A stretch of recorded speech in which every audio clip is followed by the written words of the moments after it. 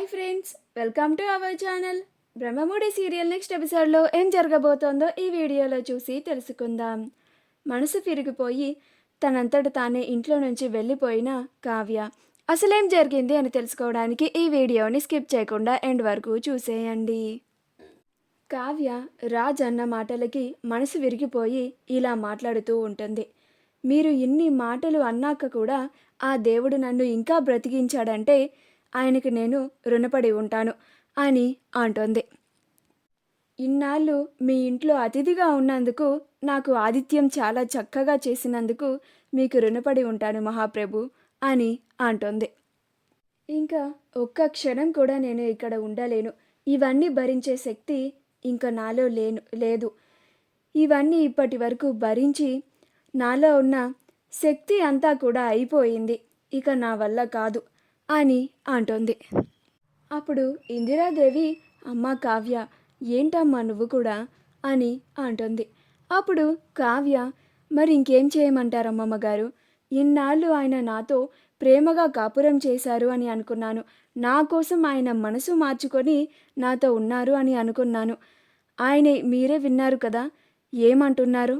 బలవంతంగా మీ అందరూ చెప్పారని నాతో బలవంతంగా కాపురం చేశారు అంట. కేవలం ఈ ఇంటి పరువు నిలబడడానికి నన్ను పెళ్లి చేసుకున్నారంట. మీరందరూ చెప్పారు అనే నన్ను ఈ ఇంట్లో ఉండనిచ్చారంట. ఇన్ని మాటలు మాట్లాడాక కూడా నన్ను ఇంకా ఏ రకంగా ఈ ఇంట్లో ఉండమంటున్నారమ్మ అమ్మగారు అని అంటుంది. అప్పుడు ఇందిరాదేవి, రాజ్, నువ్వు కావ్య గురించి నీ మనసులో ఉన్న మాట నా దగ్గరికి వచ్చి చెప్పినప్పుడు నీ కళ్ళల్లో ప్రేమ చూశాను. ఈరోజు ఆ ప్రేమ ఏమైపోయిందిరా? ఇవాళ ఎందుకని ఇలా మాట్లాడుతున్నావు అని అంటోంది. అప్పుడు రాజ్ మౌనంగా ఉంటారు. అప్పుడు కావ్య, అదంతా అబద్ధపు ప్రేమ అమ్మమ్మగారు, మీకు ఇంకా అర్థం కాలేదా? అయ్యో అని అంటుంది.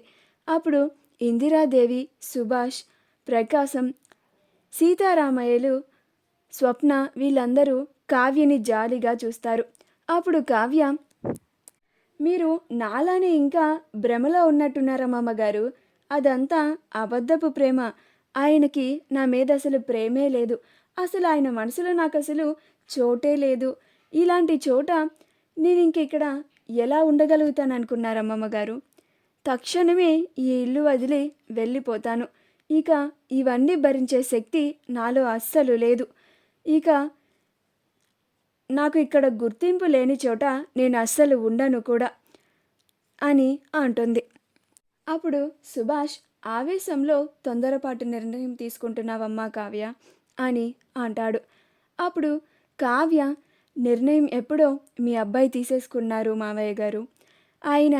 ఆయన నిర్ణయాన్ని అస్సలు మార్చుకోలేదు అని నాకు ఈరోజే తెలిసింది. ఈరోజే నా కళ్ళు తెరుచుకున్నాయి. అసలు నిజాలేంటో ఈరోజు తెలిసాయి అని అంటుంది. అప్పుడు ప్రకాశం, అమ్మా కావ్య, నువ్వు కూడా ఏంటమ్మా వాడిలానే మాట్లాడుతున్నావు అని అంటాడు. అప్పుడు కావ్య, మరి ఇంకెలా మాట్లాడమంటారు చిన్న మావయ్య? ఆయన నన్ను అన్ని మాటలు అన్నాక కూడా నేను చేయని తప్పుని నా పైన నింద వేసి కూడా క్షమాపణ అడుగు అని అంటున్నా కూడా నేను అంతగా బాధపడలేదు. కానీ ఎప్పుడైతే నీతో నేను బలవంతంగా కాపురం చేశాను, పెద్దవాళ్ళు చెప్పారు కాబట్టే ఈ ఇంట్లో ఉండనిచ్చాను అన్నారు చూడండి, అప్పుడు నా మనసు విరిగిపోయింది. ఇంక నేను ఇక్కడ అస్సలు ఉండాలి అని అనుకోవడం లేదు అని అంటాడు. అప్పుడు స్వప్న, ఏమే కావ్య, ఇంకొకసారి ఆలోచించవే అని అంటుంది. అప్పుడు కావ్య, ఇంకా ఆలోచించడానికి ఏమీ లేదక్క, నేను ఇంట్లో నుంచి వెళ్ళిపోవడమే మిగిలింది అని అంటుంది. అప్పుడు రుద్రాణి, కావ్య ఈ ఇంట్లో నుంచి వెళ్ళిపోతుంది అని చాలా ఆనందంగా ఉంటుంది. అప్పుడు కావ్య, ఈ ఇంట్లో మీ భార్యగా నా పాత్ర ముగిసింది, ఇక సెలవు అని ఇంట్లో నుంచి వెళ్ళిపోతుంది. అప్పుడు ఇందిరాదేవి, సీతారామయ్య, సుభాష్, ప్రకాశం, స్వప్నలు కావ్య కావ్య అని పిలుస్తూ ఉంటారు. అయినా కానీ కావ్య వెనక్కి తిరగకుండా బయటకి వెళ్ళిపోతుంది. రాజ్ అక్కడి నుంచి తన గదిలోకి వెళ్ళిపోయి ఆలోచించుకుంటూ బాధపడుతూ ఉంటాడు. కావ్య కూడా బయటకు వెళ్ళిపోయిన తర్వాత గేటు బయటికి వెళ్ళిన తర్వాత ఒకసారి వెనక్కి తిరిగి చూస్తుంది. ఇంకా ఆ తర్వాత నడుచుకుంటూ వెళ్తూ ఉంటుంది. అలా మనసు విరిగిపోయిన కావ్య రోడ్డు మీద అలా నడుచుకుంటూ వెళ్తూ ఉంటుంది. తాను ఎటు వెళ్తుందో కూడా తనకి అర్థం కాకుండా నడుచుకుంటూ వెళ్ళిపోతూ ఉంటుంది.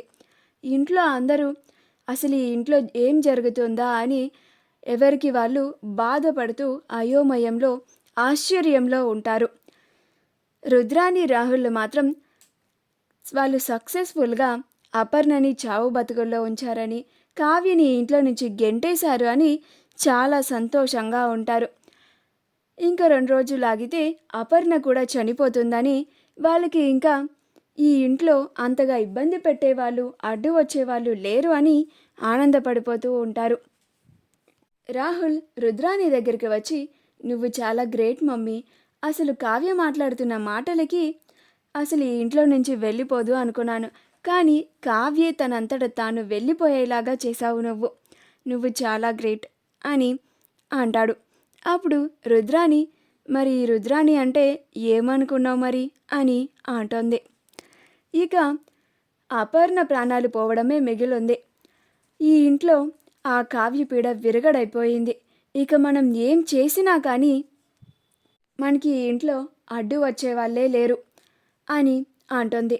అప్పుడు రాహుల్, అవును మమ్మీ, నేను ఇంకా దొంగ బంగారం డీల్ కూడా నిశ్చింతగా చేసుకోవచ్చు అని అంటాడు.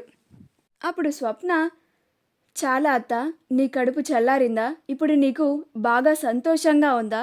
నువ్వు అనుకున్నట్లుగానే సక్సెస్ఫుల్గా నా చెల్లి కాపురాన్ని చెడగొట్టి నా చెల్లిని రాజ్ని ఇద్దరిని విడగొట్టి నా చెల్లి తనంతట తానే ఇంట్లో నుంచి వెళ్ళిపోయేలాగా చేశావు అని అంటుంది.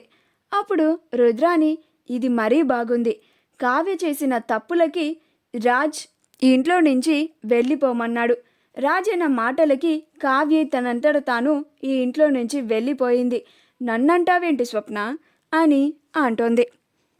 అప్పుడు రుద్రాని, ఇదంతా నువ్వే చేసావత్తా, నువ్వే రాజ్కి లేనిపోయిన అన్నీ ఎక్కిచ్చి రాజ్ని బాగా రెచ్చగొట్టావు, రాజ్ అలా మాట్లాడేలాగా నువ్వే చేశావు అని అంటుంది.